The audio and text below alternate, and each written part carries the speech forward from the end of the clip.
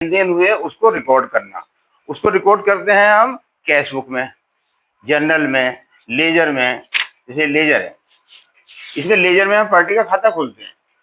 उस पार्टी से कितने, अब जैसे मान लो हमने राहुल है, राहुल से कितने 5,000 आए, 5,000 हमने इसको वापस कर दिए।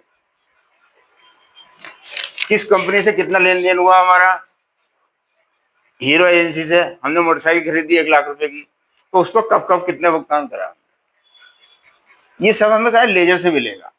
जो कैश बुक में क्या होता है और जनरल में क्या होता है, कैश बुक में हम क्या करते हैं कि वो दिखा देते हैं सीधा कि भाई इसमें जो है कितना, ये जनरल है, जनरल में जितनी ट्रांजेक्शन होती हैं वो सारी इसमें रिकॉर्ड हो जाती हैं। कैश वाली जो है वो कैश बुक में रिकॉर्ड हो जाती है। इस तरह से जो है हमारे खाते तैयार होते हैं।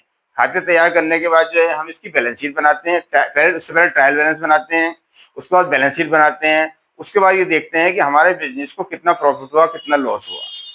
किसी भी बिजनेस के बारे में अगर आपने ये पता करना है कि ये बिजनेस प्रॉफिट में चल रहा है या लॉस में चल रहा है, तो आप उस बिजनेस की बैलेंस शीट देख लो।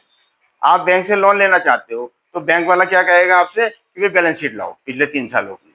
तो बैलेंस शीट में ये पता चल जाएगा कि आपका बिजनेस प्रॉफिट में है या लॉस में है, कितनी आपके पास एसेट्स हैं, कितनी आपके पास लायबिलिटीज है। ये सारी चीज आपको बैलेंस शीट से पता चलती है। उसी के आधार पे आपका टैक्स का कैलकुलेशन होता है। फिर साथ में पूरे साल के एंड में ये देखा जाता है कि कितना जीएसटी आपने माल खरीद के लाए थे उस पर देखा है, और कितना आपने सेल करा, और सेल पर कितना टैक्स जीएसटी बना, उसका डिफरेंस आपने सरकार को जमा कर दिया नहीं कर दिया। उसी के आधार पे आपकी जीएसटी की एनुअल रिटर्न फाइल होगी, साल में एक बार रिटर्न फाइल होती है। उसी के आधार पे आपकी जो है इनकम टैक्स की आईटीआर फाइल होगी। उसी के आधार पे अगर आप बैंक से लोन लेना चाहते हो तो आपको बैंक से लोन मिलेगा। उसके लिए हमें ये सब कुछ करने के लिए हमें पहले अकाउंटिंग आनी चाहिए। तो अकाउंटिंग का बहुत बड़ा स्कोप है, हर क्षेत्र में अकाउंटेंट की आवश्यकता है। लेकिन लोग बच्चे ये सोचते हैं कि हमने छोटी मोटी अकाउंटिंग कर ली आ जाएगी, उसमें सैलरी कम रहती है।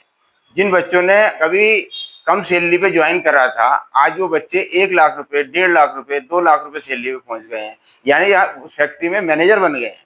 कुछ बच्चे विदेश चले गए हैं,